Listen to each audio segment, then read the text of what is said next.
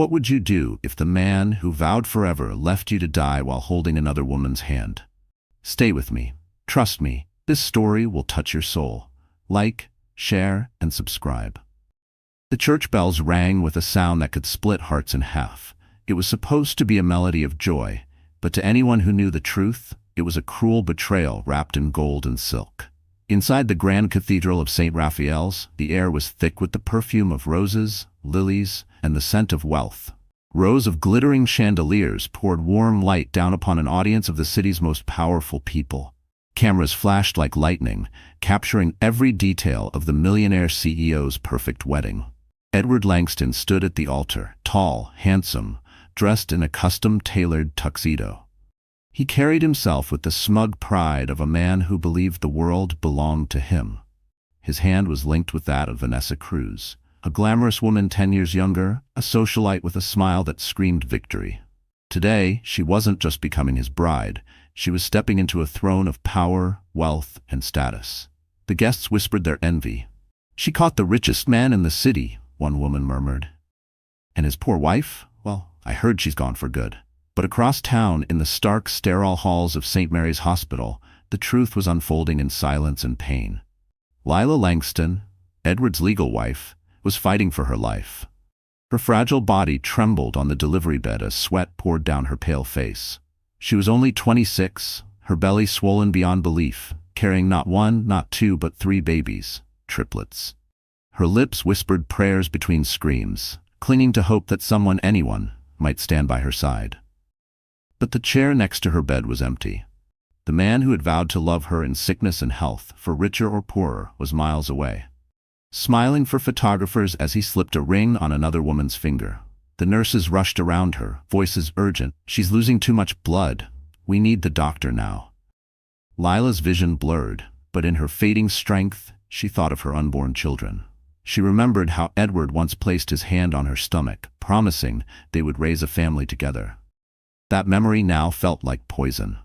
Her breaths grew shallow, and a single tear rolled down her cheek. Back at the cathedral, the priest's voice echoed. "Do you, Edward Langston, take Vanessa Cruz to be your lawful wedded wife?" Edward's lips curled into a proud smile. "I do."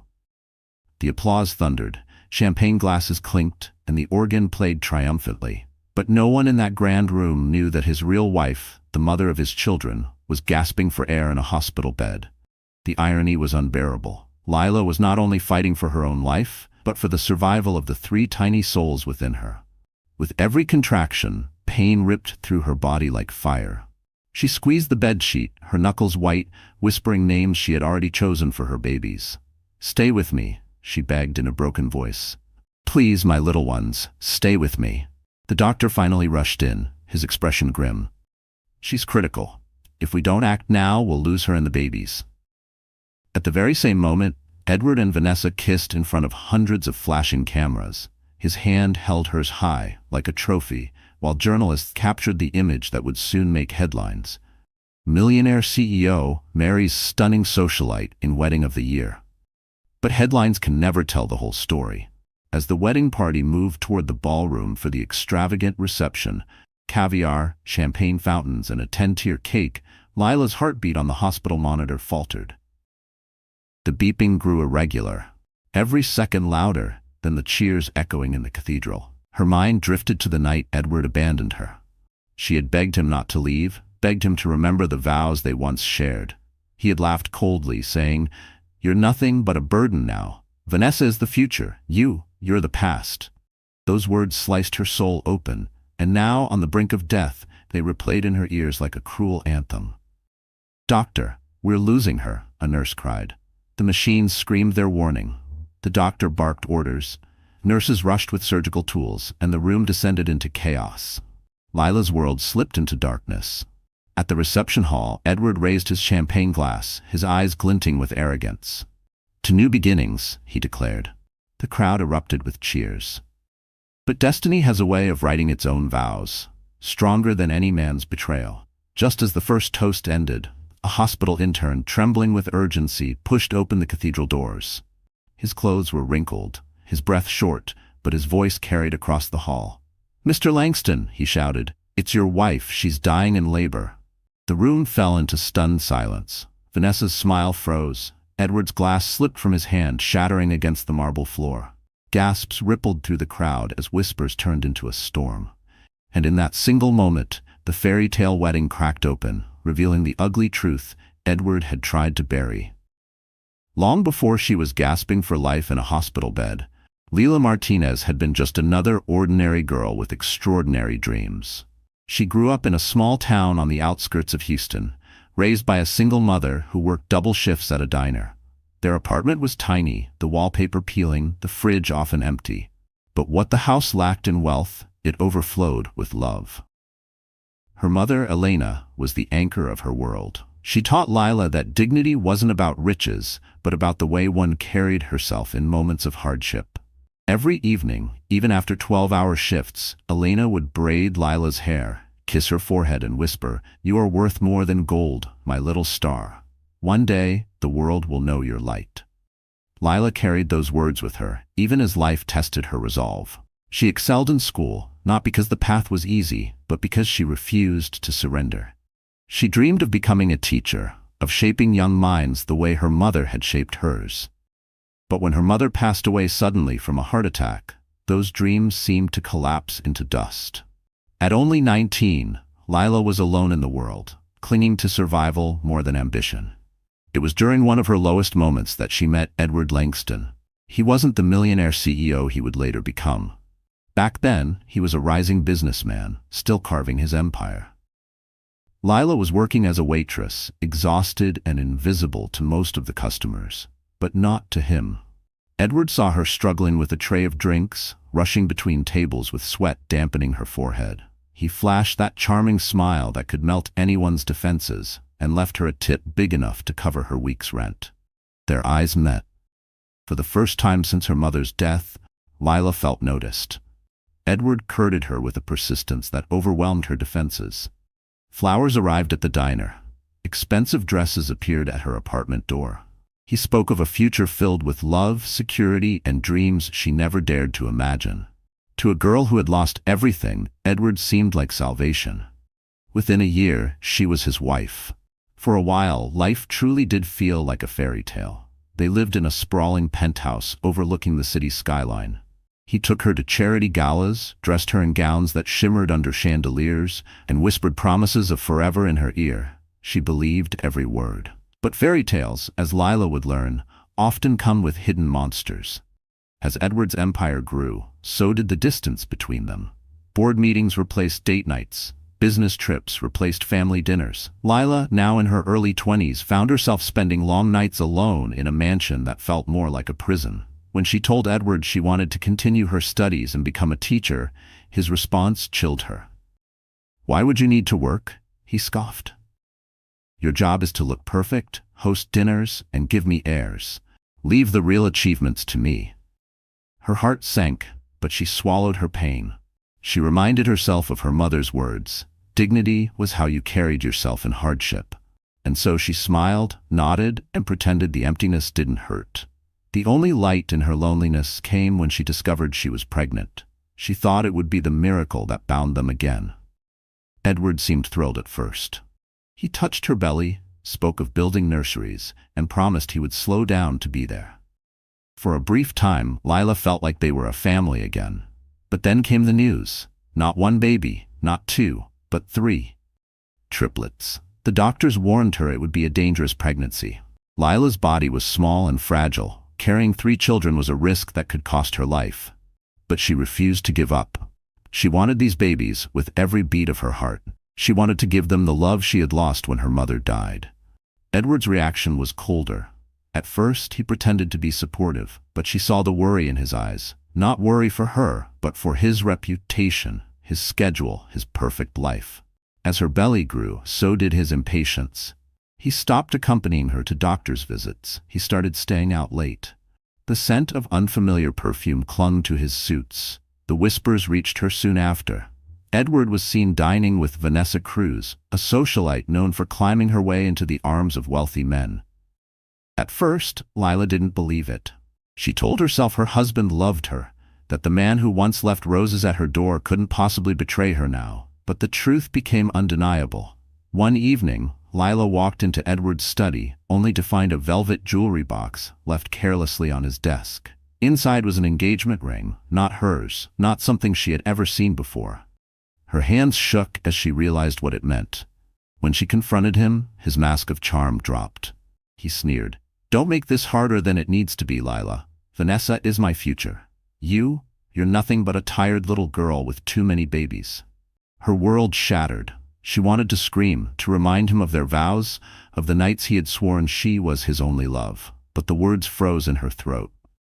She was 6 months pregnant with triplets, her body swollen and weak. She had no family to turn to, no one who would stand on her side. She was trapped. From that night, Edward's cruelty sharpened.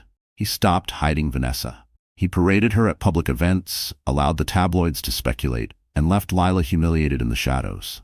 But still, Lila endured. She endured for the 3 tiny heartbeats inside her. And now, in that hospital room, her endurance was being tested to its breaking point. Each contraction felt like her body was splitting in half. She clung to the memory of her mother's voice, whispering, "You are worth more than gold." The machines beeped louder. The doctor's voice grew urgent. "We're losing her." Somewhere in the fog of her pain, Lila heard a nurse's voice. "Should we call her husband?" The doctor's reply was like ice. "Forget the husband. He's at his wedding with another woman." And with those words, the last fragile thread of hope inside Lila snapped as the room plunged into chaos. The city that night was split in 2 worlds. One glittered beneath chandeliers and champagne fountains. The other reeked of antiseptic and echoed with the beeping of machines. Between those 2 worlds lay the heart of betrayal, beating like a drum no one could ignore. At the Langston wedding, wealth dripped from every corner. The ballroom of the St. Raphael Grand Hotel had been transformed into a palace. Velvet curtains cascaded from ceilings 3 stories high. Golden chandeliers hung like frozen waterfalls, scattering light onto tables dressed in white silk.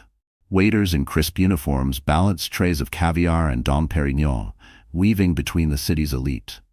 The air buzzed with gossip, envy, and laughter, too loud to be genuine. Vanessa Cruz was the star of the evening. She glowed in her custom Verawan gown, every stitch tailored to perfection. Diamonds the size of raindrops glittered on her neck. As she floated across the floor on Edward's arm, guests whispered in admiration. "She's breathtaking," someone sighed. Another chuckled. She knew exactly what she was doing. Poor first wife never stood a chance. No one dared speak Lila's name. It was as if she had already been erased from the story. Meanwhile, just 6 miles away, the hospital walls rattled with a different music. The shrill alarm of monitors, the frantic shuffle of nurses, and the low groans of a woman losing her battle against pain. Lila's room was dimly lit, the fluorescent lights flickering as if mocking her struggle. Sweat soaked her gown, her hair clung to her temples, and her breaths came in ragged gasps. The smell of disinfectant mixed with the metallic tang of blood in the air. Every contraction tore her apart. The nurse wiped her forehead gently. "Stay with us, honey. Stay with us for your babies." Lila wanted to answer, but her voice cracked into a whisper. "Edward, where is he?" The nurse's silence was louder than words. Back at the wedding, Edward Langston held court like a king among pawns. His tuxedo was flawless, his smile calculated. Reporters snapped photos, their flashes lighting his arrogance. Every article would crown him the city's most powerful bachelor turned groom of the year. He basked in it, each compliment feeding his ego. At the head table, Vanessa leaned close, her perfumes sweet and intoxicating. "You finally buried your past," she purred. "From this day, it's just you and me." Edward raised his glass. "To the future," he declared. Crystal glasses clinked, laughter rose like thunder, and the orchestra swelled with music. But destiny has a way of mocking even the proudest men. Because across town, Lila's doctor barked an order. "We're prepping for an emergency C-section. She's hemorrhaging." The words pierced the sterile air like knives. Nurses scrambled, wheeling in equipment. The monitor beside her beeped erratically, the line of her life zigzagging closer to disaster. Lila clutched a nurse's hand, her eyes wide with terror. "Please," she gasped, "don't let my babies die." Her voice was raw, broken, but filled with the strength of a mother's love. As she was rushed toward the operating room, her mind drifted. She remembered her first dance with Edward at their wedding years ago. when his eyes had glistened with promises of forever. She had believed him then, believed that love could heal all wounds. Now, he was spinning another woman around a ballroom while she bled out on a hospital bed. The contrast was cruel, almost too much for the heavens to allow. At the hotel, the wedding cake towered like a monument to excess, 10 tiers of sugar and gold leaf, topped with figurines of a bride and groom who were nothing more than lies carved into sweetness. Guests lined up with their phones, recording every decadent detail. One guest whispered, "It's the wedding of the decade." Another muttered, "Strange though, isn't it? His first wife only disappeared a few months ago. Almost too convenient." But their murmurs were drowned in music, swallowed by the orchestra's triumphant notes. At the hospital there was no music, no applause, only the deafening silence of fear. The doctor's gloved hands worked quickly, cutting through layers with precision. Lila's body trembled under anesthesia, her lips moving silently in prayer. "Mama, help me," she whispered, as if calling to the mother she lost years ago. The first cry of a baby pierced the room, then a second, then a third. Tiny, fragile voices filled the sterile air, proof that miracles could be born even in the shadow of death. Nurses rushed to cradle the infants, wrapping them in warm blankets. "2 girls and a boy," one announced softly. "They're alive." But their mother's pulse was fading. Her blood pressures crashing, the doctor shouted. "We're losing her." The nurses scrambled, pushing fluids, trying to stop the bleeding. The babies wailed as if calling for the mother, slipping away from them. Back at the wedding, Edward lifted Vanessa in a dramatic spin on the dance floor, the crowd cheering. Flashbulbs froze the moment in golden light. His arrogance blinded him to the storm brewing beyond those marble walls. And then, just as he dipped Vanessa for a kiss, the cathedral doors burst open. A hospital intern stood there, disheveled, his scrubs stained, his breath ragged. His voice rang through the hall, slicing the music in two. "Mr. Langston, your wife, she's dying in labor." The ballroom fell into stunned silence. Vanessa's painted smile faltered. Edward's hand slipped, his face draining of color. Guests gasped, whispers rising like wildfire. The orchestra froze mid-note, the champagne glasses stilled in midair. And in that grand, glittering hall, Edward Langston realized that the 2 worlds he had tried to keep apart, one of gold and one of blood, were colliding. And as he turned toward the doors, he had no idea that what awaited him would destroy everything he thought he controlled. Edward Langston had always been a man who thrived on control. From the moment he clawed his way out of a modest upbringing, he vowed he would never again feel small, powerless, or ignored. He built his empire brick by brick, deal by deal, crushing competitors with a ruthless smile. People admired his brilliance, but they feared his ambition more. And for Edward, fear was more intoxicating than love. When he first met Lila, she had been soft, gentle, the kind of woman who believed in forever. At that stage of his life, Edward wanted stability, a quiet partner who would make him look respectable. Lila was perfect for that role. She adored him, obeyed him, and asked for nothing but his attention. But as the years passed, her devotion became a mirror he didn't want to face. She reminded him of promises he no longer intended to keep. To Edward, she was a burden, a relic of his early climb. Vanessa Cruz was the opposite. She was fire-wrapped in silk, ambition painted across red lips. Where Lila was modest, Vanessa was bold. Where Lila sacrificed, Vanessa demanded. She didn't beg for Edward's attention, she made him chase her, using every glance and laugh as bait. Their affair began at a charity gala. Lila had been pregnant with the triplets, quietly excusing herself from the crowd to rest. Edward remained, his eyes drawn to Vanessa across the room. She knew exactly what she was doing, leaning close to influential men, whispering in their ears with a laugh that lingered too long. When Edward introduced himself, she pretended indifference, the oldest trick in the book. "You're just another CEO," she said with a smirk. "Convince me why I should care." For the first time in years, Edward felt challenged. And Edward loved nothing more than conquest. Soon, Vanessa was everywhere. On his arm at business dinners, in his car late at night, in his penthouse when Lila was left alone. She became his confidant, his partner in schemes, the one who fed his ego with sweet poison. "You deserve more than a tired wife and screaming children," she told him one night, her fingers trailing his jawline. "You deserve me. Together, we'll own this city." It didn't take long for Edward to believe her. He stopped coming home. He stopped pretending. When tabloids whispered about the affair, Edward didn't silence them. He fed them. He wanted the world to see Vanessa as his, wanted Lila to feel erased. Vanessa reveled in the humiliation she orchestrated. One afternoon, she deliberately wore Edward's jacket, the one Lila had gifted him years ago, and flaunted it at a charity luncheon. The photographers caught every angle. The next morning, magazines splashed the photo across their covers with the headline, "The New Queen Beside the King." Lila saw the image in the hospital waiting room. Her heart cracked, but she said nothing. She had learned that her silence was Edward's expectation. Still, the pain carved deeper lines into her fragile body. Edward, meanwhile, crafted a narrative to justify his betrayal. "Lila isn't strong enough for my world," he told colleagues, dismissing her as if she were a failed investment. "She's fragile, unambitious. Vanessa understands me. She's my equal." The cruelty wasn't just in what he said, but in how he displayed it. At board meetings, he invited Vanessa to sit beside him in the chair Lila once occupied. At galas, he introduced her as the woman who makes my life worth living. Every gesture was calculated, every word a dagger aimed at Lila's heart. Vanessa played her role to perfection. She whispered in his ear during speeches, laughed at his jokes louder than anyone else, and touched his arm at every opportunity.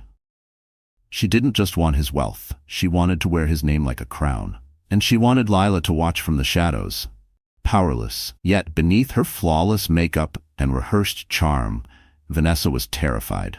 She knew Edward's loyalty was fickle. He had traded one wife for her. What would stop him from trading her for someone younger, richer, or more useful? That fear made her dangerous. She clung to Edward not out of love, but out of desperation to secure her place before he could discard her too. The night of the wedding was supposed to be her victory.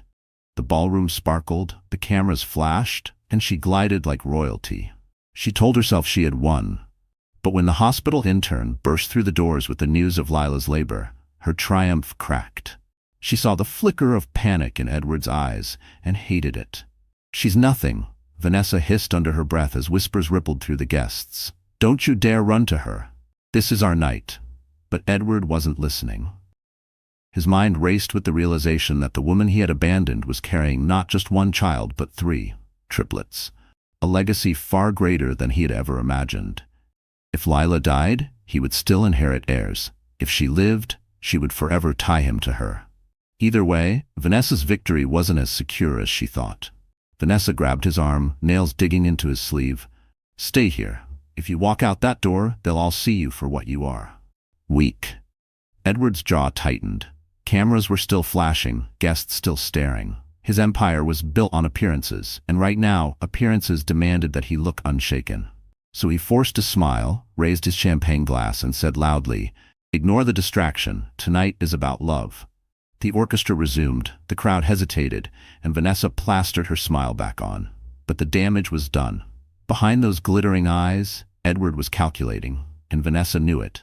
Across town, in the operating room, Lila's heart faltered. Doctors fought to keep her alive, her babies crying in the nursery as if calling her back.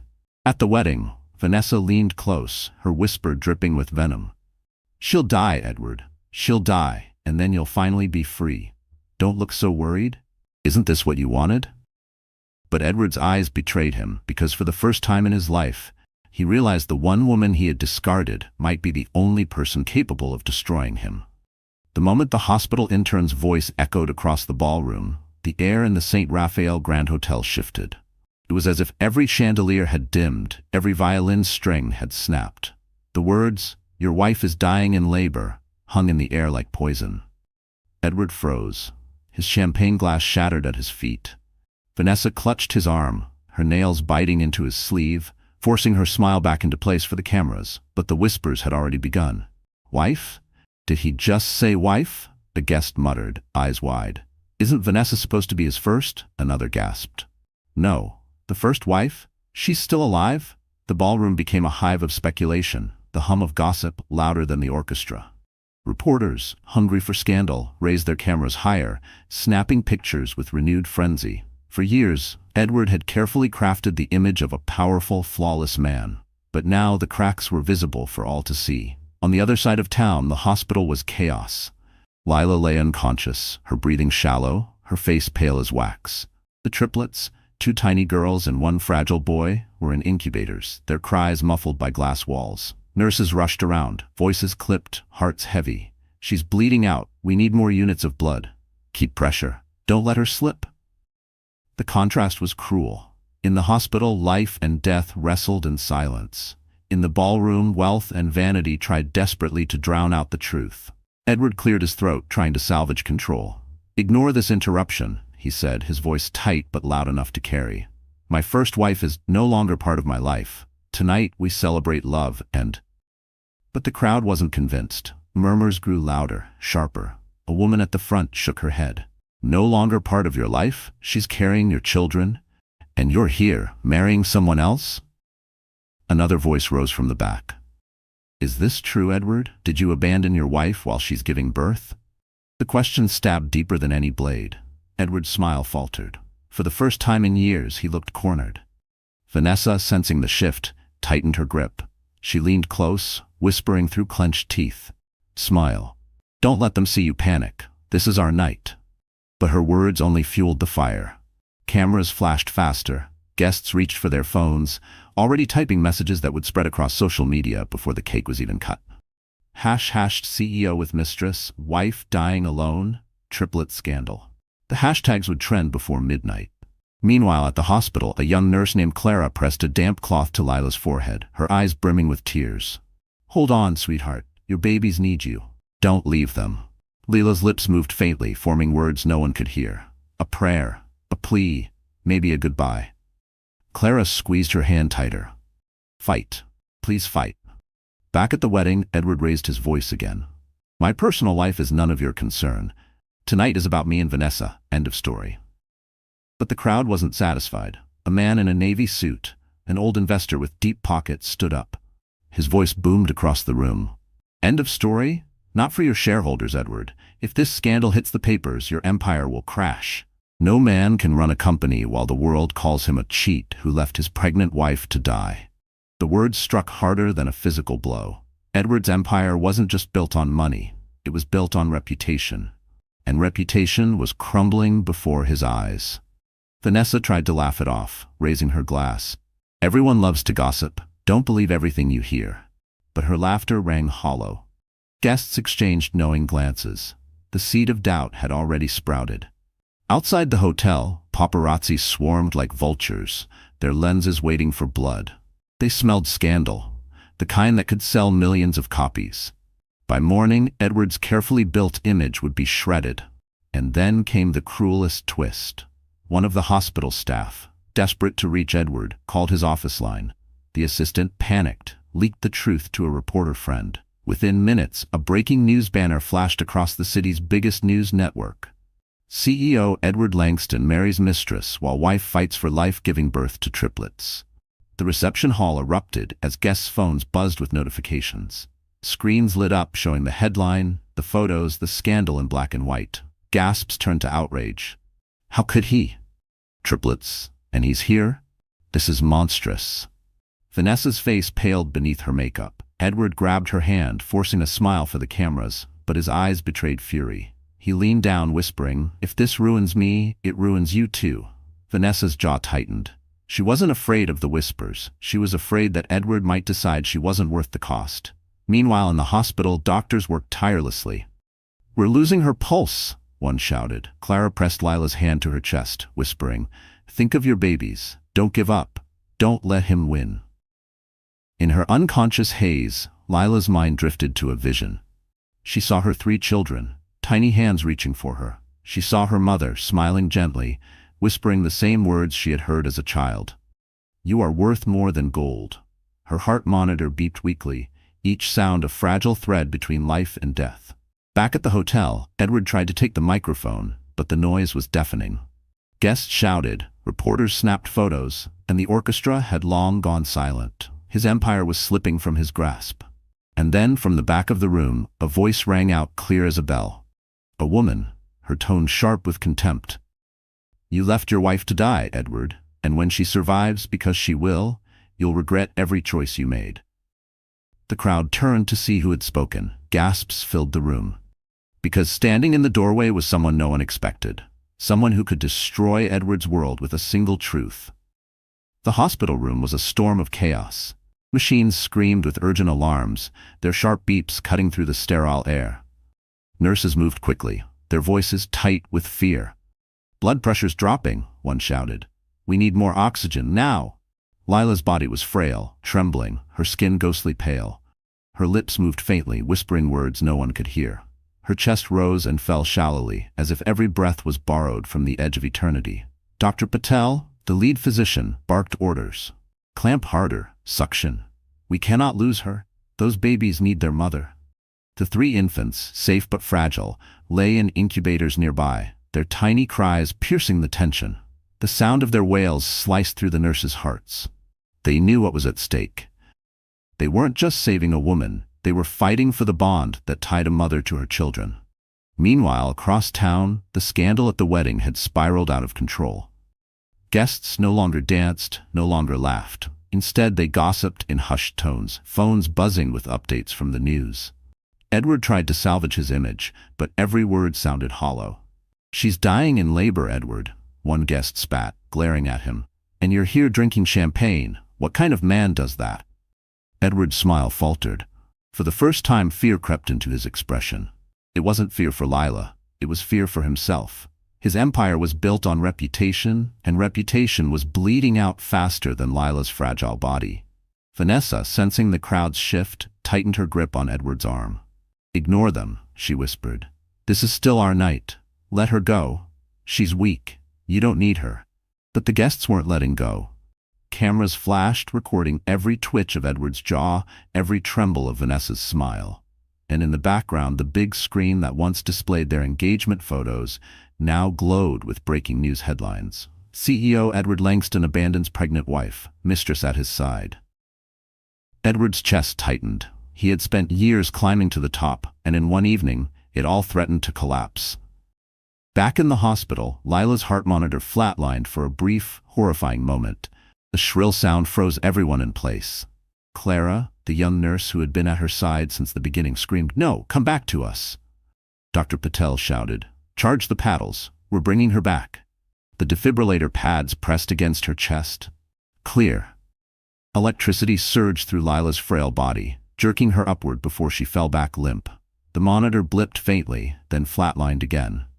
Clara's tears streamed down her face. She bent close, whispering fiercely, "Lila, your babies need you. They need their mother. Don't let him win. Don't let him raise them without you." Her words, desperate and trembling, seemed to echo into whatever space Lila's soul hovered in. Inside the darkness of unconsciousness, Lila's mind drifted. She saw her mother again, Elena, standing in a meadow filled with sunlight, smiling gently. "It's not your time, my little star," Elena whispered. "You have 3 lights waiting for you. You must go back."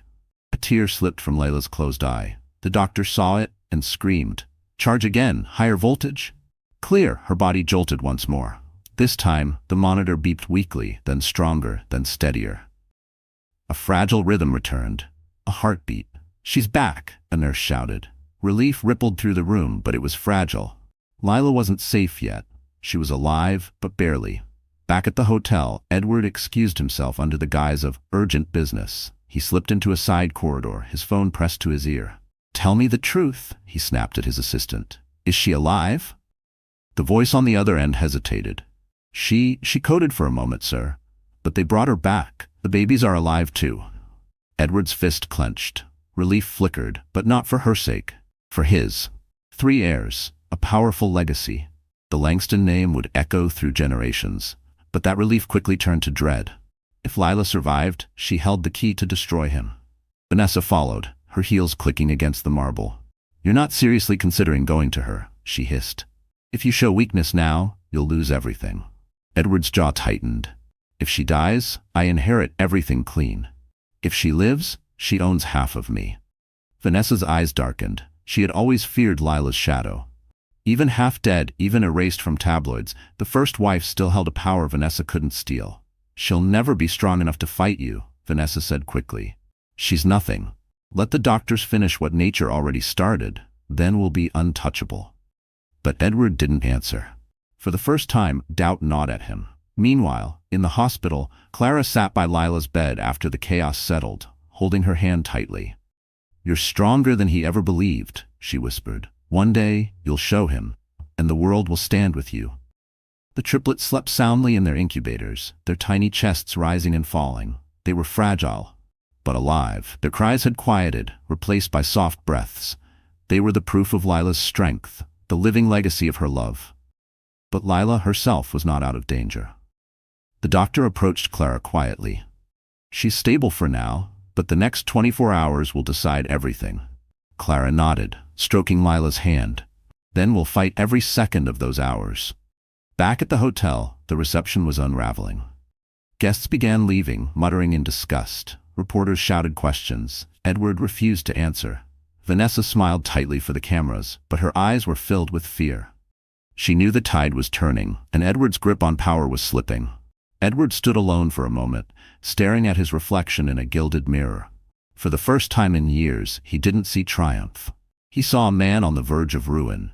And then his phone buzzed with a message from an unknown number. He opened it, his eyes narrowing. The words chilled him to the bone. "She's alive, and she knows." Edward's hands trembled. Who sent it? How? He looked around the ballroom, suddenly paranoid. Vanessa returned, placing her hand on his shoulder. "What is it?" Edward didn't answer. He slipped the phone back into his pocket, his heart pounding. Because if Lila was alive, and if she truly knew what he had done, then the real war hadn't even begun. The hospital had finally quieted after the storm. Lila lay still in her bed, the soft hum of machines keeping rhythm with her fragile breaths. The room was dim, but the glow of the incubators lit her with a faint halo. 3 tiny lives, her triplets, slept peacefully, their innocence untouched by betrayal. Clara, the devoted nurse, sat vigil at her side, unwilling to let her face the silence alone. In that silence, something inside Lila stirred. She was no longer just a wife abandoned, no longer just a weak girl clinging to hope. The brush with death had carved her raw, but it had also lit a fire. Her body was broken, but her spirit had begun to rise from the ashes. When her eyes opened, Clara leaned forward quickly. "Lila, you're awake," she whispered, her relief flooding the room. Lila's voice was raspy but firm. "My babies?" Clara pointed to the incubators. "They're alive. All 3, 2 girls and a boy. They're fighters, just like their mother." A tear slid down Lila's cheek, but it wasn't weakness. It was resolve. She turned her head, her voice steadier than Clara expected. "Then I can't leave them. I won't let Edward or anyone else steal their future." Clara blinked. She had seen mothers weep, beg, surrender. But in Lila's eyes she saw something different. Steel hidden beneath scars. "You're not alone in this," Clara said softly. "There are people who know what he's done, and they want to help you." Lila's brows furrowed. "Help me?" Clara hesitated, then reached into her pocket and pulled out a flash drive. "I shouldn't be doing this, but one of Edward's assistants came to me tonight. She couldn't stand watching him destroy you. She gave me this. It's proof. Emails, contracts, photos, everything that ties Edward to Vanessa, everything he tried to bury." Lila stared at the small piece of plastic, her heart racing. Evidence, the very thing Edward had always controlled with his money and threats, was now in her hand. For the first time she felt the balance tilt. Meanwhile, at the Langston mansion, Edward paced furiously. Vanessa lounged on the velvet sofa, swirling wine in her glass, pretending calm. But her eyes betrayed her unease. "You look worried," she said smoothly. "Why? She's weak in a hospital bed. You're still here with me." Edward slammed his fist on the table. "She's alive, Vanessa. Alive. And someone sent me a message saying she knows." Vanessa froze, her glass trembling slightly. "Knows what?" Edward's glare was sharp. "Everything." Silence hung heavy between them. For years, Edward had believed himself untouchable. He had silenced competitors, buried scandals, bought loyalty. But if Lila had evidence, if she could expose him, it wouldn't just destroy his marriage. It would destroy his empire. Vanessa placed her glass down carefully. "Then we strike first. If she wants a war, we make sure she never leaves that hospital alive." Edward looked at her, shocked at her bluntness, but then slowly nodded. "If she thinks she can stand against me, she'll regret it." But what Edward didn't know was that Lila was no longer fighting alone. The next morning, as sunlight streamed through the hospital blinds, Lila sat up weakly, determination etched on her face. Clara entered with a man in a suit, mid-30s, sharp eyes, but kind. "Lila," Clara said, "this is Daniel Hayes. He's an investigative journalist. He's been following Edward's corruption for years, but he never had a way in, until now." Daniel stepped forward, his voice steady. "Mrs. Langston, I know this is overwhelming, but if you want justice, if you want to protect your children, I can help you. Edward thinks he's untouchable, but he's left a trail. All we need is your voice, your courage." Lila's hand trembled, but she gripped the flash drive tightly. "For my babies," she whispered. "For them, I'll fight." Daniel nodded. "Then we bring the truth to light." Back at the mansion, Vanessa tried to steady Edward's nerves. She stroked his arm, whispering venom disguised as comfort. "You built everything. No one can touch you. The world will believe your story over hers. She's a fragile woman, broken, barely alive. And you're the empire." But Edward wasn't convinced. That single message, "she knows," echoed in his head like a warning bell. His empire might not crumble from force, but from the truth. At the hospital, Lila gathered her strength. She was still weak, her body stitched and scarred, but her spirit felt different. No longer the girl who once believed Edward's lies, she was a mother with 3 lives depending on her. And for them, she would rise. Daniel laid out the plan. "We'll start slow. A press leak, a whisper here and there. The public already smells blood from the wedding scandal. When the time is right, we'll hit them with the full truth. But you need to be ready, Lila. Edward will fight back hard." Lila looked down at her babies, her eyes softening. "He can't hurt me anymore. Not the way he used to. If he wants war, I'll give him war." That night, Edward sat in his office, staring out at the city skyline, whiskey in hand. Vanessa approached from behind, wrapping her arms around him. "Forget her," she whispered. "She's dying. And if she survives, we'll finish what nature couldn't."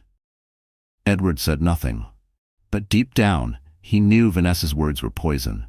And for the first time, he wondered if he had allied himself with someone even more dangerous than Lila. Back at the hospital, Lila pressed the flash drive into Daniel's hand. Her voice was quiet, but it carried a strength no one expected. "Tell the world the truth. I don't care what happens to me. But my children will grow up knowing their mother fought for them." Daniel nodded, his eyes filled with respect. "You're braver than you think, Lila. Edward won't see you coming." And somewhere in the city, as Edward poured another drink, his phone buzzed again. Another message from the same unknown number. "The world will soon know who you really are." Edward's hand shook. He dropped the glass, shards scattering across the floor. And in that moment, he realized his empire wasn't under attack from outside enemies. It was collapsing from the one woman he had underestimated most. The days after Lila's recovery were a blur of whispers, headlines, and shifting tides. What once seemed impossible, the mighty Edward Langston being questioned, doubted, even mocked, was now happening before the world's eyes. Daniel's articles hit the press like lightning bolts. At first, small leaks, photos of Edward and Vanessa together during Lila's pregnancy, emails where Edward spoke coldly of disposing of problems, contracts forged to cover affairs. But then came the real storm. Vanessa's financial records, showing she had siphoned company funds into her own secret accounts. The empire Edward built began to wobble on its golden pedestal. The public turned. No longer were Edward and Vanessa the glamorous couple gracing magazine covers. They became the city's most despised figures. Justice for Lila trended across social media. Protesters gathered outside Langston headquarters, holding signs that read, "A real man doesn't abandon his family." Inside the hospital, Lila grew stronger each day. She still bore the scars of her near-death battle, but every time she looked at her babies, she felt renewed strength. Clara was always at her side, feeding her soup, watching the triplets with tender care. And Daniel kept her updated on Edward's unraveling empire. One afternoon, as she held her son against her chest, Daniel entered with a calm but urgent expression. "Lila," he said, "Edward is holding a press conference tomorrow. He's going to try to spin this, make himself the victim. But you have the choice to speak too, to tell your story." Lila looked down at her tiny child, his fist curled against her heart. For years, she had been silent, controlled, erased. But now she had a voice, and it could protect not just herself, but her children's future. "I'll speak," she whispered. "Not for me, for them." The next day, the city gathered for Edward's grand attempt at redemption. The press conference was staged in his company's glass tower lobby, a spectacle of polished marble and towering windows. Edward stood at the podium, Vanessa beside him, both dressed in their finest. But the cameras didn't love them the way they once had. Their smiles looked rehearsed, their charm worn thin. "Ladies and gentlemen," Edward began, his voice rich with false sincerity, "there have been rumors, exaggerations, and outright lies spread about me and my family. I want to set the record straight." But he never finished. Because at that exact moment, the doors at the back opened, and a collective gasp swept through the crowd. Lila entered. She wasn't the fragile, broken woman Edward had left behind. She wore a simple but elegant dress, her hair brushed neatly, her posture tall. Clara pushed the stroller carrying the triplets, while Daniel walked beside them protectively. The cameras turned, flashes exploding like fireworks. Edward's face drained of color. Vanessa's smile cracked. Lila walked to the front with quiet dignity, her gaze steady. When she reached the podium, she placed a hand on the stroller, grounding herself in the presence of her children. Her voice was soft, but it carried. "I am Leila Martinez Langston, and I am not invisible." The crowd hushed, leaning closer. "For years I believed in a man who promised me love, protection, and forever. I gave him my loyalty, my youth, my life. When I carried his children, 3 at once, he should have stood beside me. But instead, while I fought for my life in a hospital bed, he stood at an altar with another woman." Gasps filled the room. Reporters scribbled furiously, cameras zooming in. Edward's jaw tightened, but he stayed silent, his lawyer tugging at his sleeve to do the same. Lila continued, her eyes glistening but strong. "I nearly died bringing these children into the world. And if I had died, they would have grown up believing their mother was nothing but a shadow. But I'm alive, and I will not let them grow up thinking betrayal is power or cruelty is love." The crowd erupted in applause. Hashtags formed instantly. "Lila speaks, triplets of truth." Daniel stepped forward, handing the reporters folders. "The proof, the emails, the contracts. These documents show exactly who Edward Langston is. A man who exploited, who lied, who betrayed not just his wife, but his company, his shareholders, and his city." The press went wild. Edward tried to speak, but the microphones were turned toward Lila now, the people's eyes locked on her, not him. Vanessa, realizing the tide had fully turned, snapped at Edward in a harsh whisper. "Do something. Stop her." But Edward was frozen. He had built his empire on fear, but fear no longer worked. The truth was louder. By evening, every news station carried Lila's speech. Across the city, people cried, cheered, and shared her story. Women saw themselves in her pain and her courage. Men questioned their own actions, their own loyalties, and the once invincible Edward Langston was left to drown in the weight of his own arrogance. In the weeks that followed, investigations began. Edward faced charges for fraud, embezzlement. Tech billionaire Grayson Lockwood never expected to find his 4 identical sons, or their mother, Rosa, the maid who vanished 12 years ago. Secrets from their past threaten their future. Can love and truth heal old wounds before it's too late? Before we get into the story, comment below where in the world you are watching from today. Grayson Lockwood stood in front of the mirror in his penthouse apartment, fixing his designer tie. At 41, he had everything money could buy, except a family.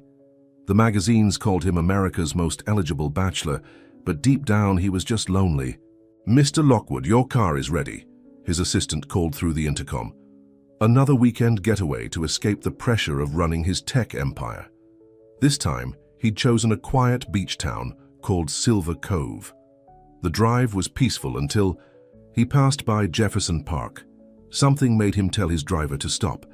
Maybe it was the sound of children laughing, or maybe it was just fate. He stepped out of the car, breathing in the salty air. A group of young boys was playing soccer, their energy filling the afternoon with joy. But as Grayson watched them, his heart started racing. One of the boys kicked the ball, and when he smiled, Grayson felt like he was looking in a mirror. All 4 boys had the same dark green eyes as him, the same strong jaw. Even the way they moved reminded him of himself at that age. It wasn't just coincidence, it couldn't be. Then he saw her, Rosa Alvarez. She was sitting on a bench watching the boys play. She looked different from when she'd worked as his maid 12 years ago. but he'd never forget her face.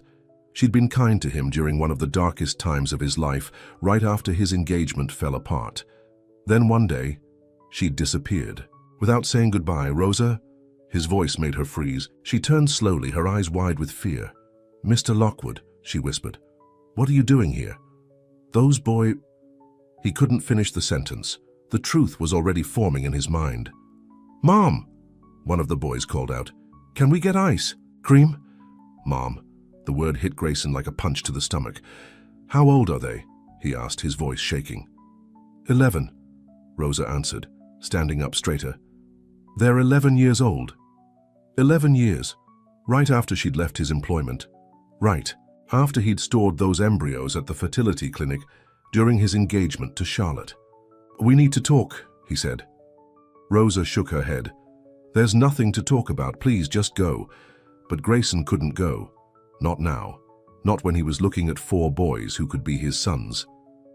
He pulled out his phone and called the one person he trusted. "Mike Santos, his private investigator. I need you to look into something for me," he said, watching as Rosa gathered the boys to leave. "It's about a fertility clinic from 11 years ago, and Rosa Alvarez." That night, Grayson couldn't sleep. He cancelled his plans to leave town and checked into the Silver Cove Inn. Every time he closed his eyes, he saw those boys' faces, their smiles, their eyes, his eyes.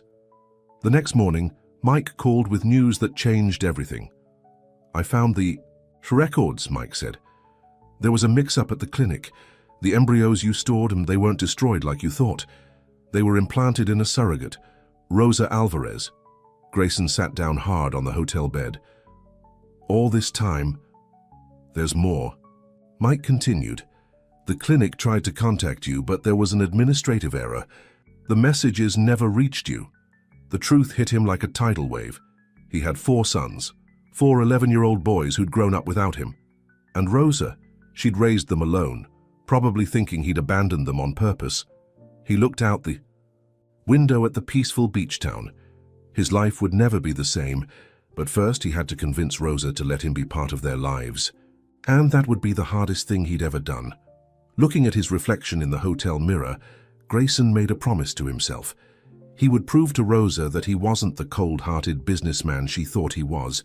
He would show her, and his sons, that he could be the father they deserved. But as he watched the sun rise over Silver Cove, he had no idea just how much love, pain, and healing lay ahead, or how the woman who'd kept this secret would end up stealing his heart in ways he never expected. Rosa couldn't sleep that night. She sat at her small kitchen table, looking at old photographs of her boys, Lucas, Mateo, Santiago, and Diego, her miracles. She remembered the day she found out she was carrying 4 babies. The doctor had suggested reducing the number for a safer pregnancy, but Rosa couldn't do it. She'd protect all of them no matter what. The next morning there was a knock at her door. Rosa knew who it was before she opened it. "We need to talk," Grayson said. He looked different from the businessman she remembered. His expensive suit was replaced with casual clothes, and his eyes were red from lack of sleep. "The boys are at school," she said, stepping aside to let him in. Her small house was nothing like his luxury penthouses, but it was filled with love and memories. "I know about the clinic, Rosa, about the mix-up." Grayson's voice was soft. "Why didn't you tell me?" Rosa sat down on her worn couch. "What was I supposed to say?" "Hello, Mr. Lockwood. Remember those embryos you didn't want? Well, surprise." She wiped away a tear. "You were always so distant, so cold. I couldn't risk you taking them away. From me. I would never—" Grayson started but stopped. Would he have? Back then, he might have. He'd been a different person. "Tell me about them," he said instead. Rosa's face softened. "Lucas is the oldest, by 2 minutes. He's the responsible one, always looking out for his brothers. Mateo is our artist. He fills sketchbooks with his drawings. Santiago is the comedian, always making everyone laugh. And Diego," she smiled, "Diego is the dreamer. He wants to build robots. Just like me," Grayson finished. "They're good boys," Rosa said. "I've tried to give them everything they need." "On a housekeeper's salary?" Grayson asked, looking around at the modest home. Rosa's eyes flashed. Money isn't everything, Mr. Lockwood. They have love, respect, and good values. Grayson stood up and walked to the wall covered in school certificates and drawings. They're brilliant, he said, reading the academic awards. All of them. They get that from you, Rosa admitted quietly. The silence between them was heavy with unspoken words. Finally, Grayson turned to her. I want to be part of their lives, Rosa. Please, let me try. Rosa looked at him for a long moment. If I say yes, there have to be rules. You can't just sweep in with expensive gifts and trips, trying to buy their love. And you can't tell them who you are. Not yet. They need time to know you first. Anything. Grayson agreed. I'll do it however you want. Just then, they heard voices outside. The school bus was dropping the boys off. Mom, we're home, Lucas called out as they burst through the door. The boys stopped short when they saw Grayson. Boys, Rosa said, her voice steady despite her racing heart. This is Mr. Lockwood. He's an old friend who's visiting our town. The boys looked at him curiously. Diego's eyes widened as he recognized him from TV. You're the tech guy, he exclaimed, the one who made the smart robots. Grayson smiled, his heart aching at seeing them up close. That's right. Would you like to hear about them? Would I? Diego rushed to sit next to him, while his brothers gathered around more cautiously. Rosa watched as Grayson began explaining robotics in simple terms the boys could understand. She saw how naturally they responded to him, how their eyes lit up with the same passion she'd once seen in his. Later, when the boys went to do their homework, Grayson turned to Rosa. Thank you, he said softly. Don't make me regret this, she warned. As Grayson left that evening, he made a decision. He called his office and cancelled all his meetings for the next month. Silver Cove had a small tech company that was struggling. He'd buy it, he decided, giving himself a reason to stay in town. What he didn't expect was how watching Rosa with the boys would affect him. She was different from the quiet maid he remembered. As a mother, she was strong, loving, and fiercely protective. Each time she smiled at their sons, his heart beat a little faster. But Rosa kept her distance, building invisible walls between them. She had secrets of her own, like the real reason she'd agreed to be a surrogate all those years ago. Secrets. That could change everything if Grayson ever discovered them. News traveled fast in Silver Cove. Within days, everyone knew that billionaire Grayson Lockwood had bought the struggling TechWave company. What they didn't know was that he spent more time watching four boys play soccer than sitting in business meetings. You can't just buy a company to stay in town, Rosa said one evening after the boys had gone to bed. She'd found Grayson sitting, on her front porch steps. Watch me, he replied with a smile that made her heart skip. Besides, those workers needed their jobs. Rosa sat down next to him, keeping careful distance between them. The boys are asking questions about you, especially Diego.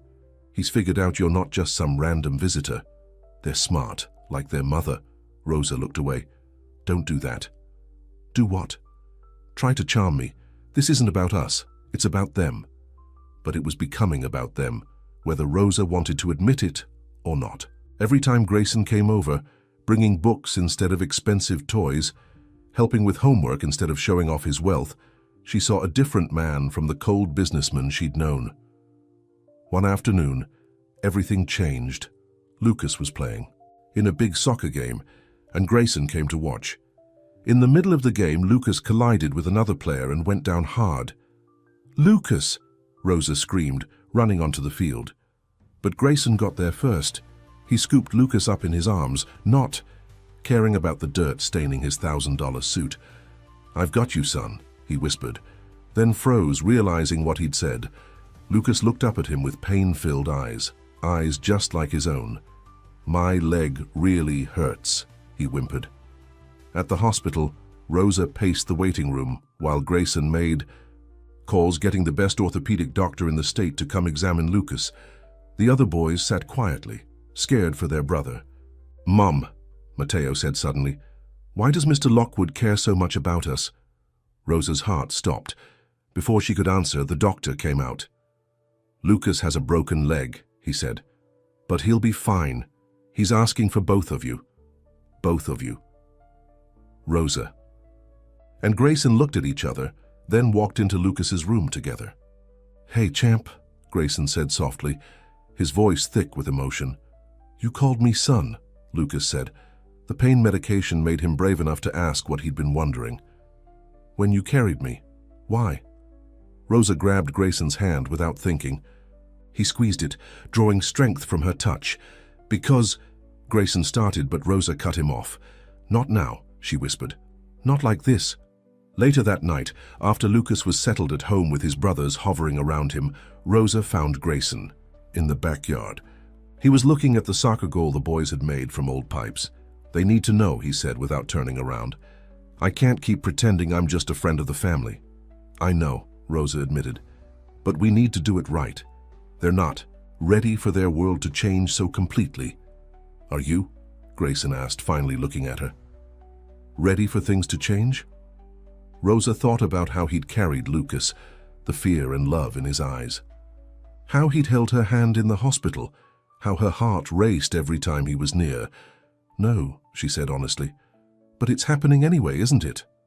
Before Grayson could answer, his phone rang. The caller ID showed his lawyer's name. "Excuse me," he said, stepping away to answer. Rosa watched him pace as he talked, his face growing darker with each passing moment. When he hung up, his hands were shaking. "What's wrong?" she asked. "My board of directors," he said. "They've called an emergency meeting. Someone leaked that I bought TechWave without consulting them. They're questioning my judgment, saying I'm distracted. They're threatening to remove me as CEO. What will you do?" Grayson looked at the house where his son slept. "I'll fight. I've spent my whole life building that company, but I won't leave Silver Cove. I won't leave them, or you." The way he said, so made Rosa's carefully built walls start to crumble. But she had her own secret weighing on her heart. The real reason she'd chosen to be his surrogate wasn't just admiration or kindness. She'd been in love with him back then, watching him suffer through his broken engagement, wanting to give him the family she knew he secretly longed for. Now, 12 years later, those feelings hadn't gone away. They'd only grown stronger, but telling him that truth could destroy everything they were slowly building. And with his company in trouble and the boys still in the dark, the timing couldn't be worse. The emergency board meeting was set for Friday. Grayson had 3 days to decide between the company he'd built and the family he'd just found, but life had other plans. Wednesday morning, Diego came running into the kitchen where Rosa was making breakfast. "Mom, look what I found." He was waving an old magazine. Rosa's heart sank when she saw the cover. It showed a younger Grayson standing next to medical equipment with the headline, "Tech Genius Grayson Lockwood Donates to Fertility Clinic." "It talks about him storing embryos," Diego said, his voice shaking. "Mom, the dates, they match when we were born." Rosa dropped the spatula she was holding. Behind Diego, his brothers had gathered, all looking at her with questions in their eyes, Grayson's eyes. "I can explain," she started, but Lucas cut her off. "Is he our father?" Lucas asked directly. At 12, he'd always been the one who saw things most clearly. Before Rosa could answer, there was a knock at the door. Of course, Grayson would choose this moment to come by. He always visited before heading to the office. "Come in," Rosa called, out weakly. Grayson walked in, immediately sensing the tension. Then he saw the magazine in Diego's hands. "The clinic article," he said quietly. "I should have known someone would find it." "So it's true?" Mateo asked, his artist's eyes studying Grayson's face. "You're really our dad?" The room went silent. Rosa looked at Grayson, seeing the struggle in his eyes. They'd planned to tell the boys gently, to prepare them. Now everything was falling apart. "Yes," Grayson said finally, "I am your father, but I didn't know until I saw you playing soccer that day. There was a mistake at the clinic." "A mistake?" Santiago interrupted. "We're just a mistake." "No," Rosa and Grayson said together. "You're the most precious gift I never knew I had," Grayson continued. "Your mother, she gave me the greatest blessing of my life by raising you." "Then why didn't you want us?" Lucas demanded. "The article says you canceled everything." "I was engaged back then," Grayson explained, moving closer to the boys. "When my fiancé left me, I was broken. I told the clinic to cancel everything. But there was a mix-up. They never got the message in time, and your mother—" He looked at Rosa with tears in his eyes. "Your mother chose to give you life, to raise you with all the love I should have given too. But now, you want to be our dad?" Diego asked. His voice was small, hopeful. "More than anything," Grayson said. The boys looked at each other, having one of those silent conversations that only identical quadruplets could have. "We need time," Lucas said finally, "to think about this." "Of course," Grayson agreed. "Take all the time you need. I'm not going anywhere." Just then, his phone buzzed. Another message about the board meeting. Rosa saw his face darken. "What's wrong?" she asked after the boys had gone upstairs. "The board meeting. They're not just threatening to remove me as CEO, they're saying I'm mentally unstable, making rash decisions. They've hired investigators. They might find out about the boys," Rosa realized with horror. "They already have." Grayson showed her his phone. There was a message from his lawyer with a photo attached. Someone had been following them, taking pictures of Grayson with the boys. "The press will be all over this," Rosa whispered. "The boys, they're not ready for that kind of attention." "I'll protect them," Grayson promised. "Whatever it takes." "How? By giving up your company?" "If I have to." He stepped closer to her. "Rosa, I've spent my whole life chasing success, thinking it would fill the emptiness inside me. But being here, with you and the boys, I finally feel complete." Rosa's heart thundered in her chest. "Grayson, I know you have feelings for me," he said softly. "I see it in your eyes when you look at me, the same way you used to look at me 12 years ago." Rosa stepped back, shocked. "You knew?" "Not then. I was too blind, too wrapped up in my own pain. But now I see everything clearly. You didn't just agree to be a surrogate because you're kind. You did it because you loved me." Tears filled Rosa's eyes. "It doesn't matter now." "It matters more than anything," Grayson said, reaching for her hand, "because I'm falling in love with you too."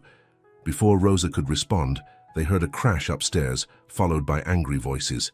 The boys were fighting.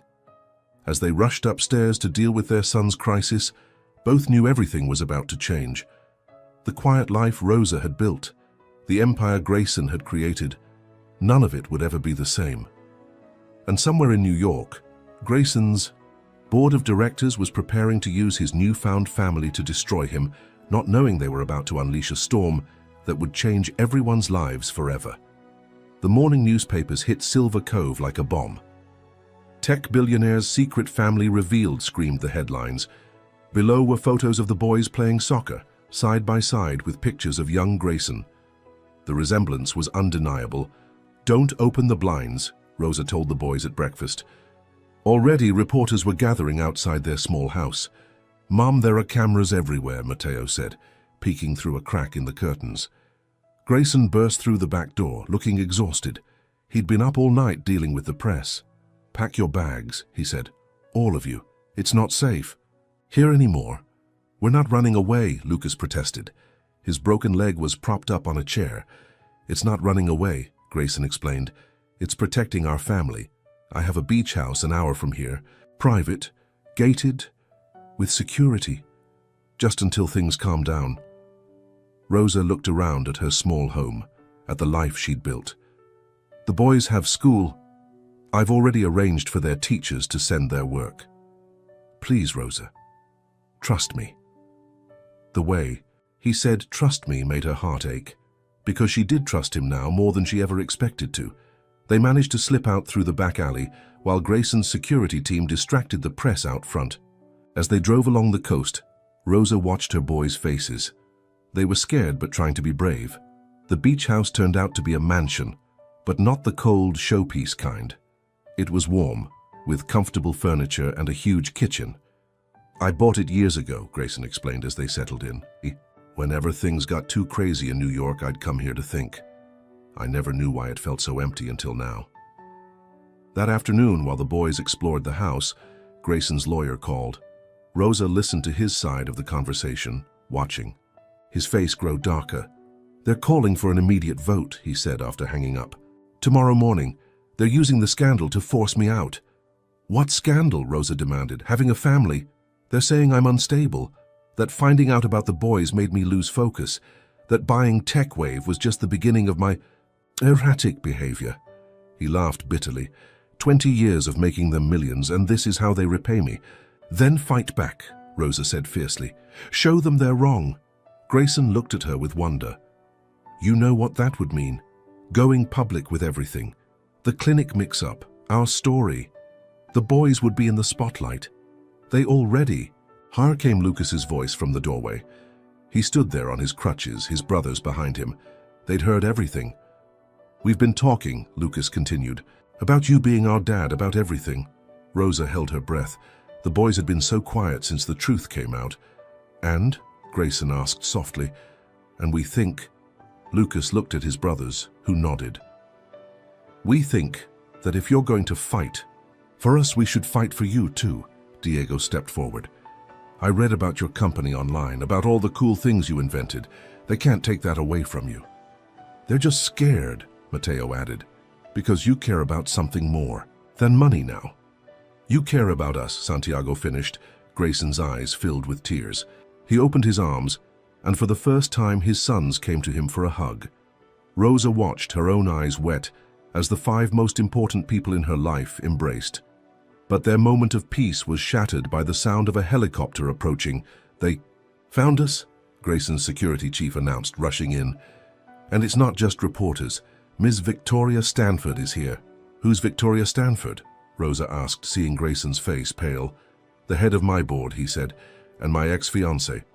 Victoria Stanford stepped out of the helicopter like she was stepping onto a runway. Her designer suit probably cost more than Rosa's house. Her heels clicked against the pavement as she walked toward the front door. She can't just show up here, Rosa protested.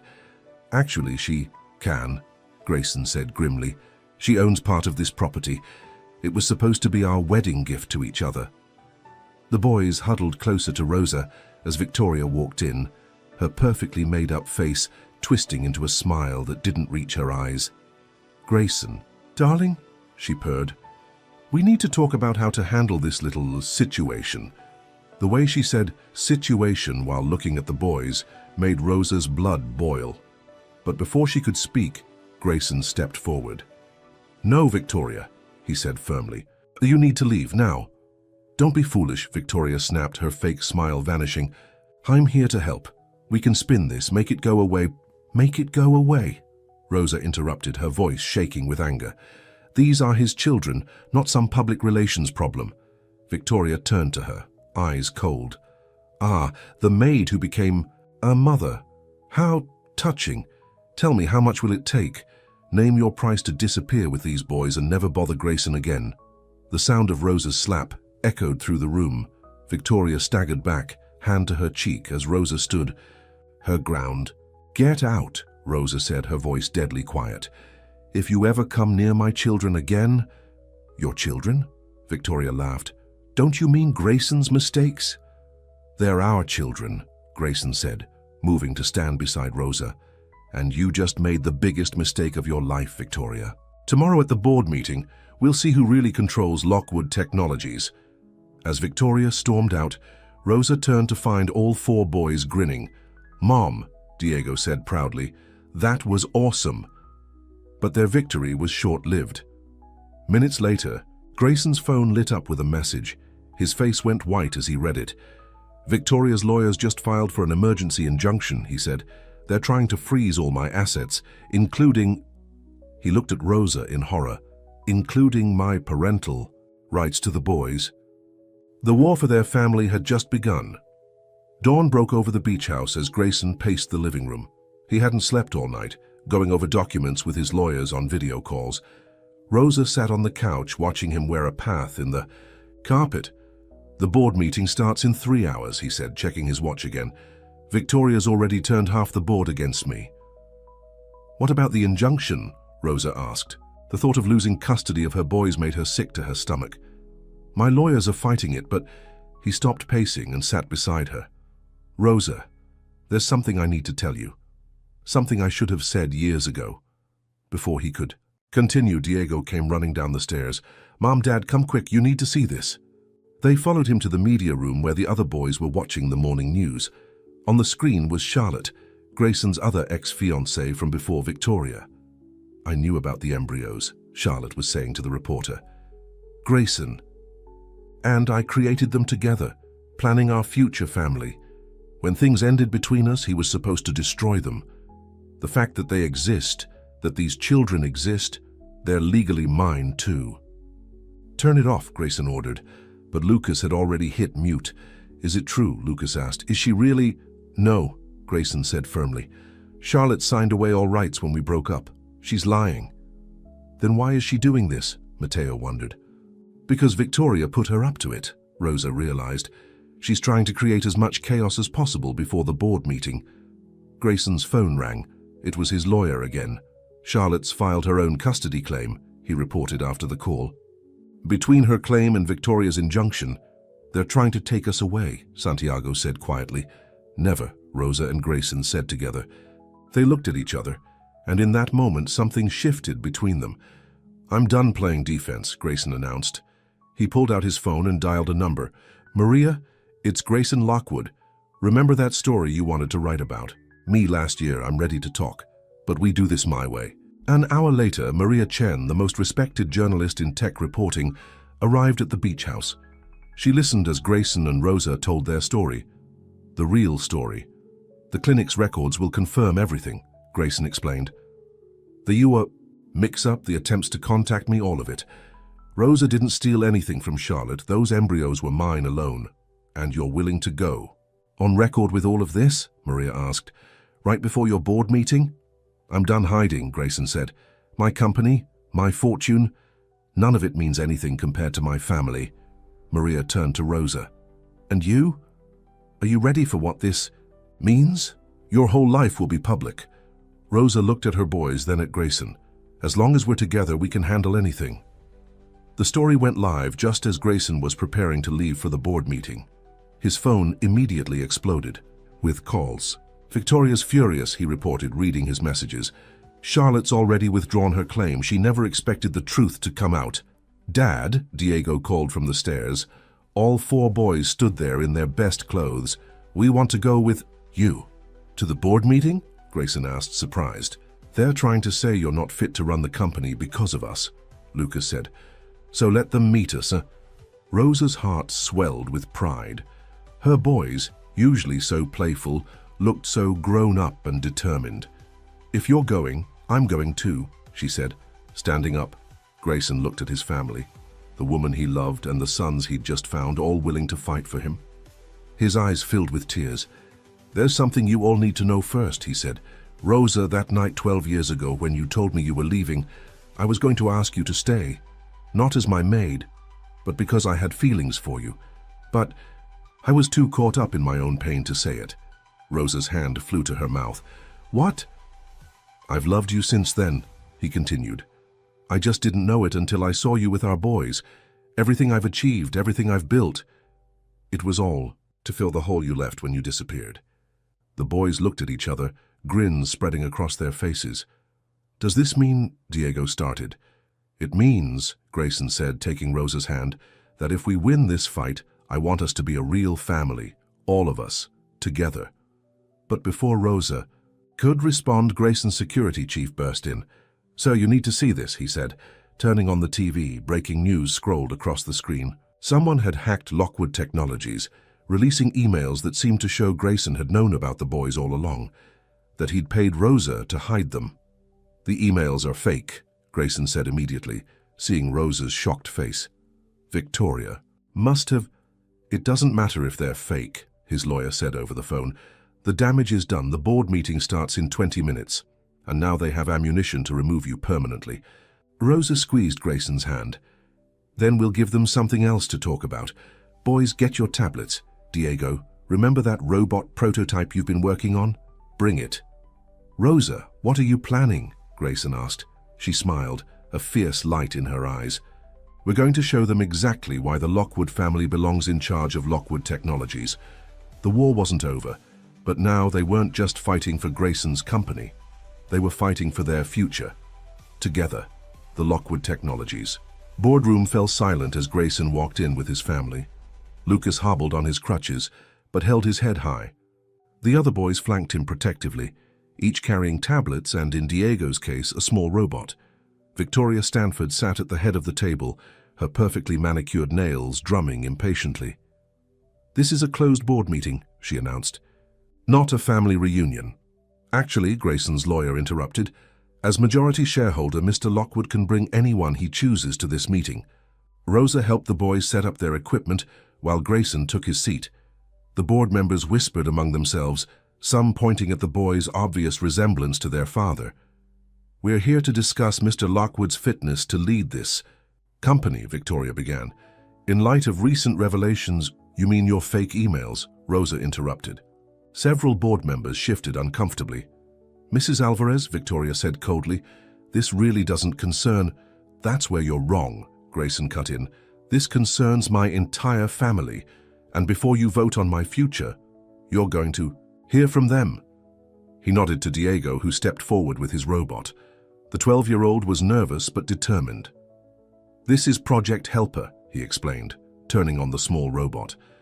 "I built it after Lucas broke his leg, to help him carry things when he's on crutches."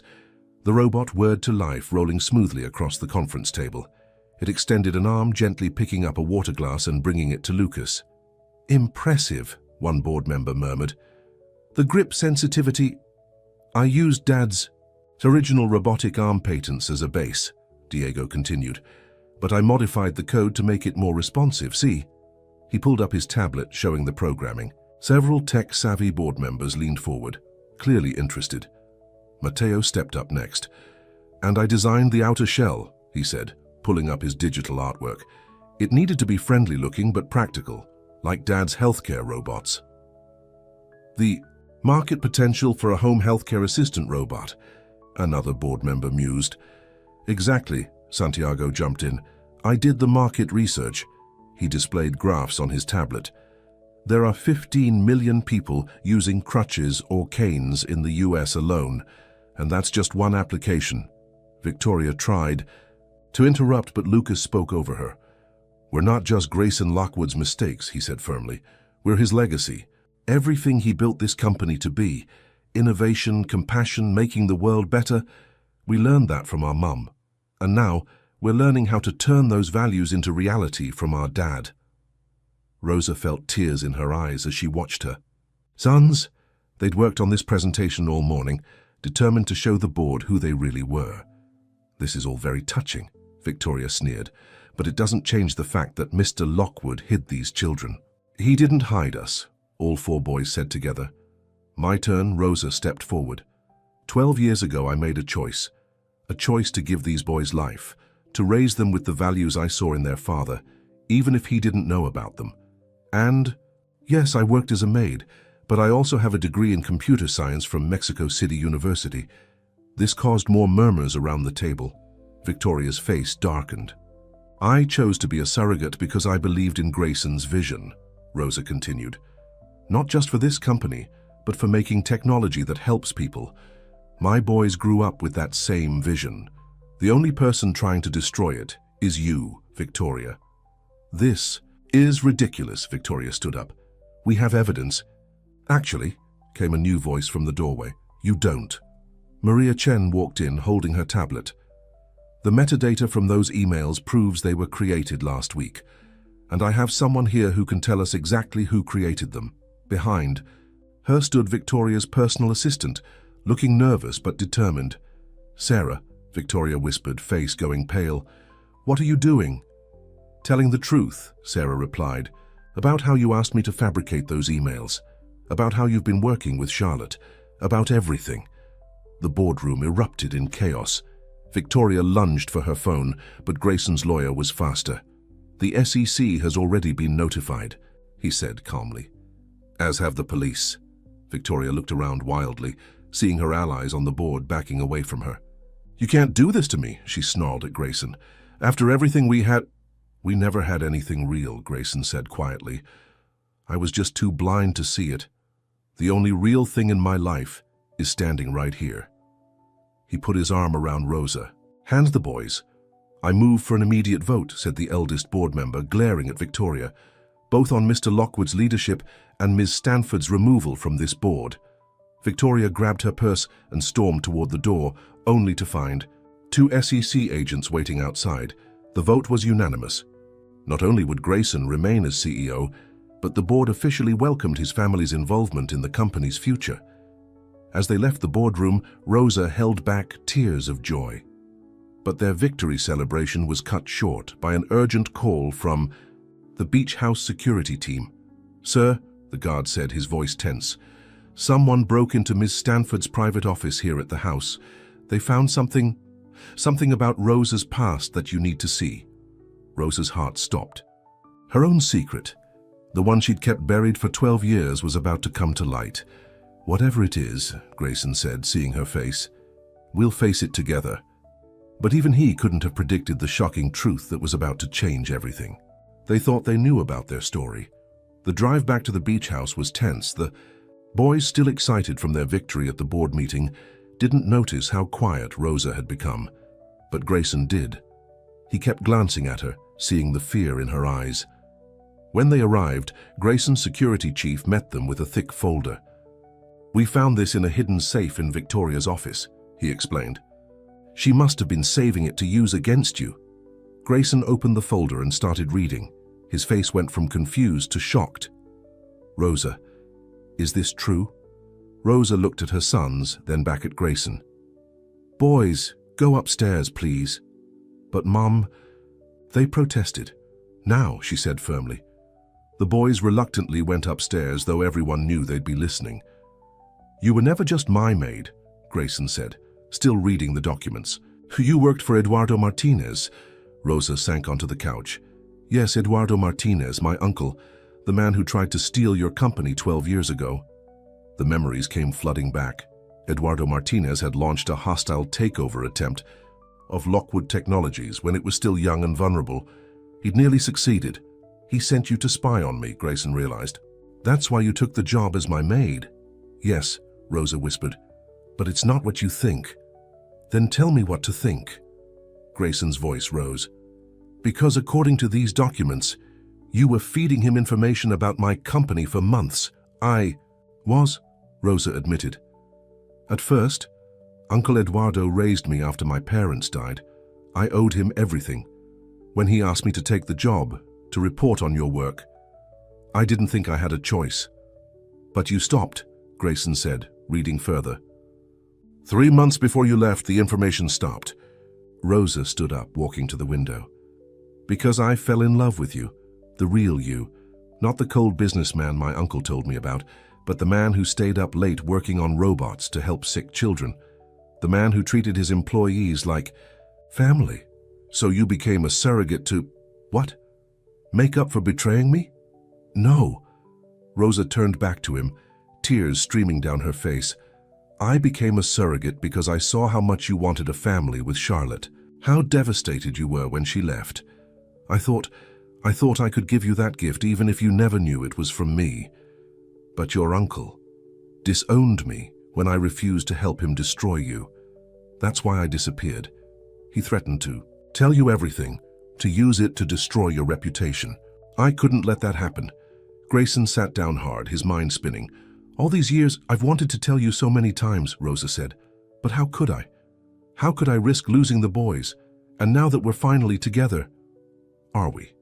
Grayson asked. "How can we be together if everything was built on a lie?" "Not everything," came Lucas's voice from the stairs. All 4 boys stood there, having heard everything. "Mom loves you," Mateo said. "That's not a lie." "And she protected you," Santiago added, "from her own family." Diego walked over to his father.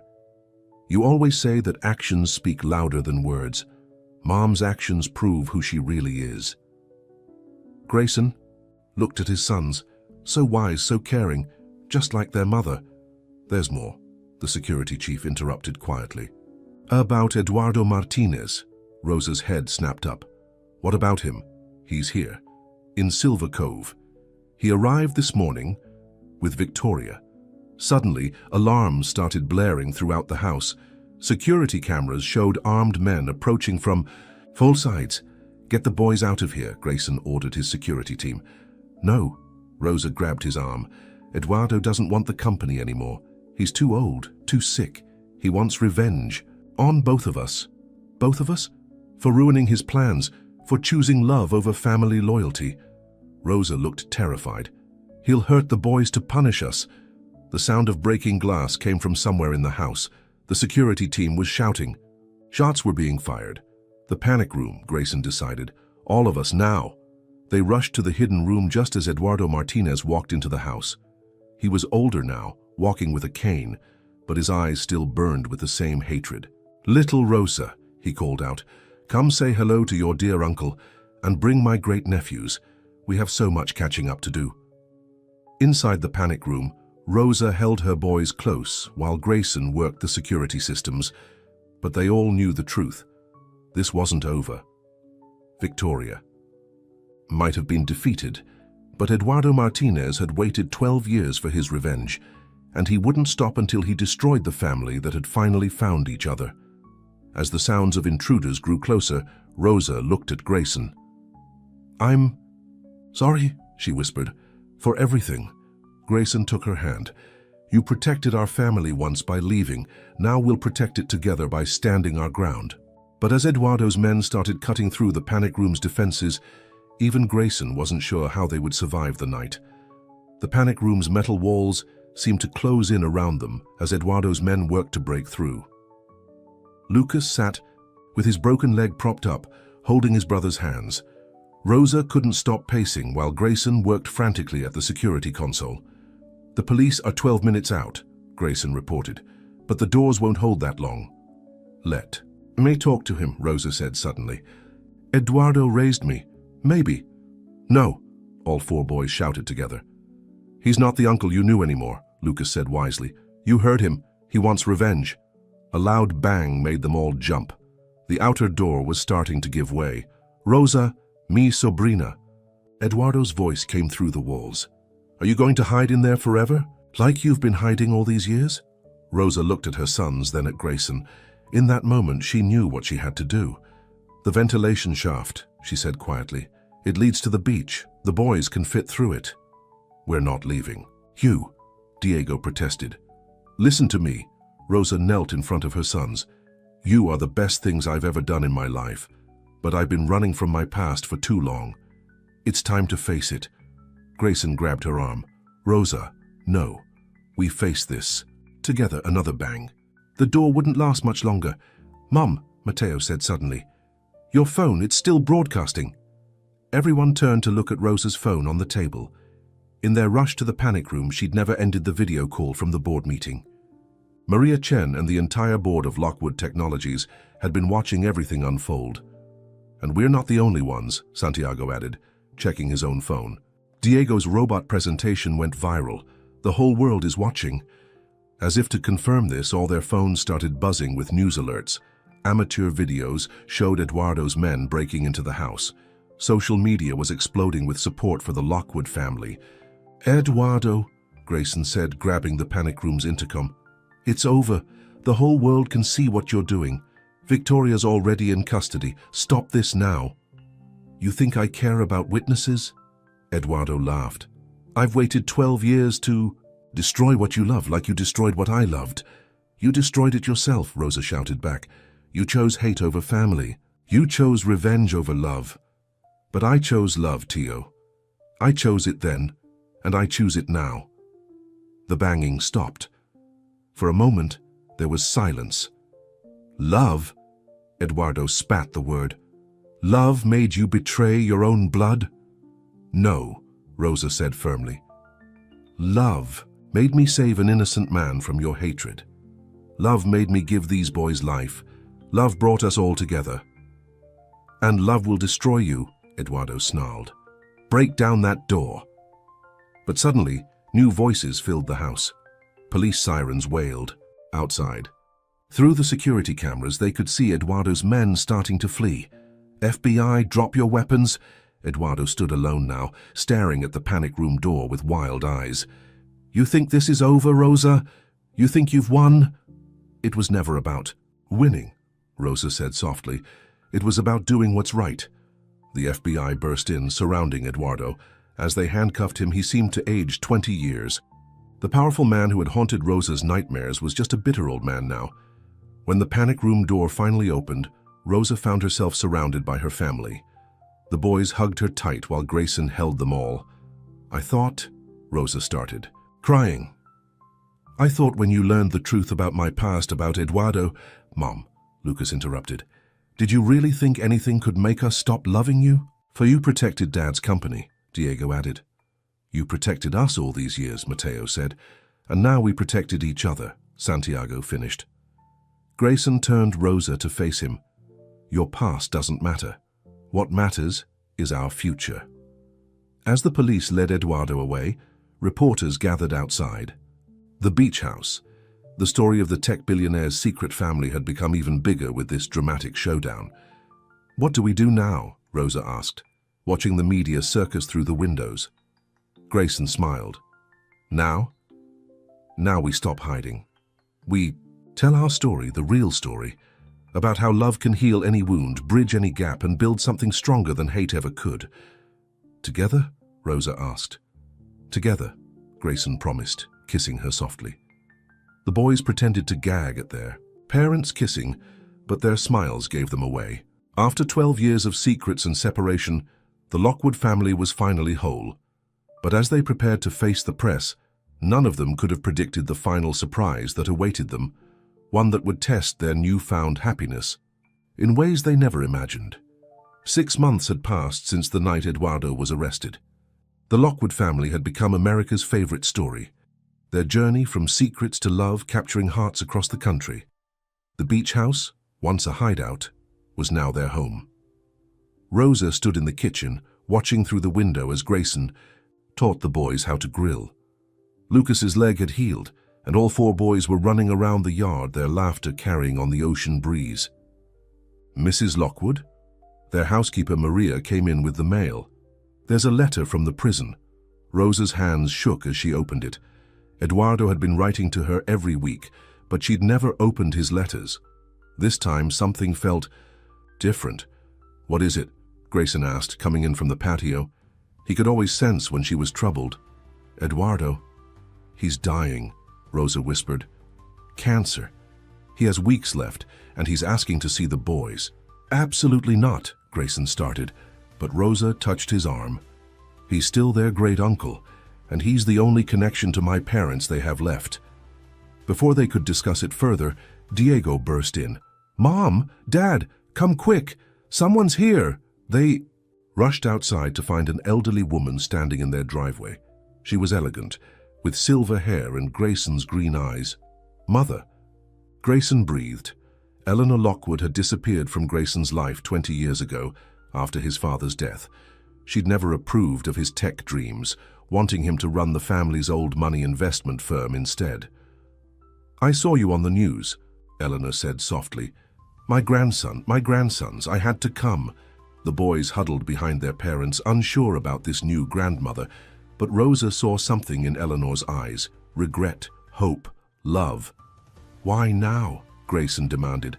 "After all these years?" "Because I was wrong," Eleanor said simply, "about everything. Watching you with your family, seeing how you've grown, I'm so proud of you, son." Tears filled Grayson's eyes. Another wound from the past, finally healing. That evening they had a family dinner like no other. Eleanor shared stories about Grayson's childhood, making the boys laugh. They saw where their father got his determination, his drive to prove himself. After dinner, Rosa made a decision. "We should visit Eduardo," she said. "All of us." "Are you sure?" Grayson asked. "Life's too short for hatred," Eleanor said wisely. "I learned that the hard way." The next day they went to the prison hospital. Eduardo lay in his bed, a shadow of the powerful man he'd been. When he saw the boys, tears rolled down his weathered cheeks. "They look just like your father," he told Rosa. "Mi hermanos, I've spent so many years angry about losing him. I almost lost you too." "Almost," Rosa agreed, taking his hand. Eduardo looked at Grayson. "I was wrong about you. You gave my Rosa what I never could, a real family." "She gave me the same gift," Grayson replied. 2 weeks later, they buried Eduardo under a clear blue sky. The boys placed roses on his grave, forgiving him in death in a way they never could in life. Life moved forward. The boys excelled in school, their unique blend of Rosa's compassion and Grayson's innovation leading to amazing achievements. Diego's helper robot went into production, helping thousands of people. Mateo's designs won awards. Santiago's market research helped the company expand. Lucas became the leader everyone knew he would be. 1 year to the day after their story began, Rosa stood in Jefferson Park, watching a new group of children play soccer. Grayson wrapped his arms around her from behind, his wedding ring glinting in the sunlight. "Any regrets?" he asked. "Only that we wasted so much time," she answered. "No time was wasted," he said. "Everything that happened led us here, to this moment." Eleanor sat on a nearby bench, teaching the boys to play chess, making up for lost time with her grandsons. They were healing the past while building the future. "Mom, Dad," Diego called out, "come look." He held up his tablet, showing them the news. Lockwood Technology's latest innovation, a family of healthcare robots designed by all 4 boys, had just been approved by the FDA. The headline read, "Lockwood Legacy Continues. Next Generation Leads the Way." Rosa looked at her family. Her sons, her husband, her mother-in-law. Love had brought them together, truth had tested them, and forgiveness had made them stronger. "You know what this means?" Grayson said, grinning at his sons. "Time for a family board meeting." The boys groaned, but their eyes sparkled. These meetings always ended with ice cream. As they walked home together, Rosa remembered the scared young maid who'd made a choice 12 years ago. A choice that had changed so many lives. "I love you," she told Grayson. "All of this, it was worth everything." "Even the hard parts?" he asked. "Especially the hard parts," she said. "They led us home." Above them, the sun set over Silver Cove, painting the sky in colors of hope and promise. The Lockwood family had found their happy ending, but really it was just the beginning. After all, love stories like theirs never truly end. They just keep growing, one day at a time, proving that the greatest fortune isn't measured in dollars or success, but in the hearts we touch and the lives we change. And somewhere, on a cloud far above, Rosa's parents and Grayson's father smiled, down on the family they'd never met, but had somehow helped create. Because love in all its forms has a way of coming full circle. The end.